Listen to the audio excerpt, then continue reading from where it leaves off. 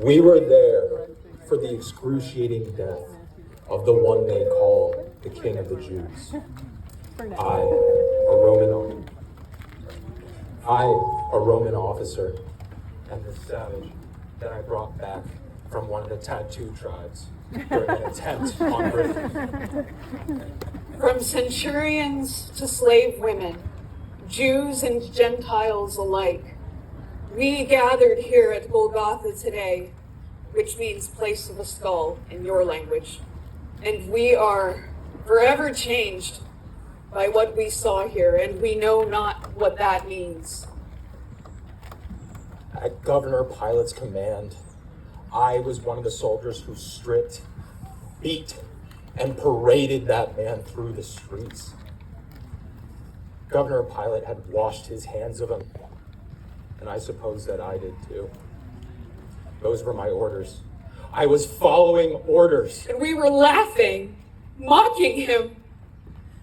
Don't look at me like that. Don't any of you dare judge me. I've heard about what your people do for your entertainment. And we were gambling, rolling dice for his clothing, as is our custom, there at the foot of the cross. I was cheering on my master, hoping that he might gift me some little trinket that he won. But then I heard it. I heard the Jew on the cross, clear as day. And he said, "Father, forgive them, for they know not what they do." Who was this man to forgive me? How could he forgive me?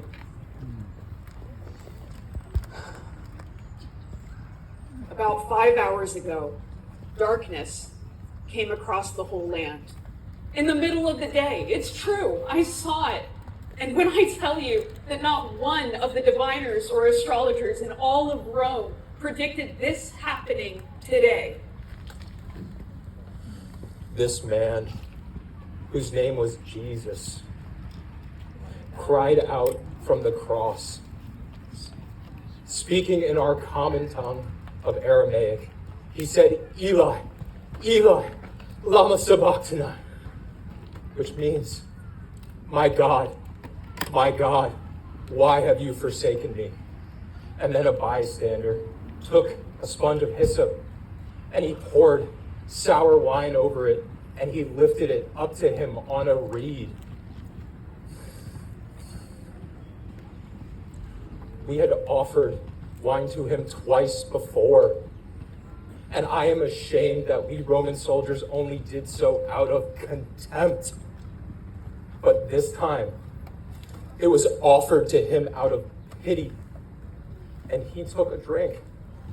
And then the curtain on the big Jewish temple tore in half like unseen hands had grabbed hold of it. This whole thing took about 3 hours. And then, as the curtain was shredded, he yelled out, "Father, into your hands I commit my spirit." And I wondered, who is this Jew's father? And then there was an earthquake, splitting the rocks of the ground. And I swear, I know this is going to sound crazy, but dead people were rising up from their tombs. But they were perfectly fine and healthy. And they cast off their grave clothes. And that was when I knew even Jupiter has no power such as this. And I heard myself saying, "Truly, this is the Son of God." And there, in the distance, there were women, not professional mourners, but sincerely weeping, keening. And I thought that it was so strange that an itinerant preacher would associate himself with women. What kind of humility did this holy man possess that he would draw in the weak, the uneducated, as if he cared about them? Right, and even now it is being said that a rich man is on his way to Golgotha to take this Jesus' body and embalm him with spices and place him in a brand new tomb cut into the rock. Who ever heard of such an extravagant burial for one who died like a thief on the cross? It occurs to me that although today was not a good day, something great is on the move. The King of the Jews has brought hope to the hopeless today. Somehow, I know that this man's story is not over yet.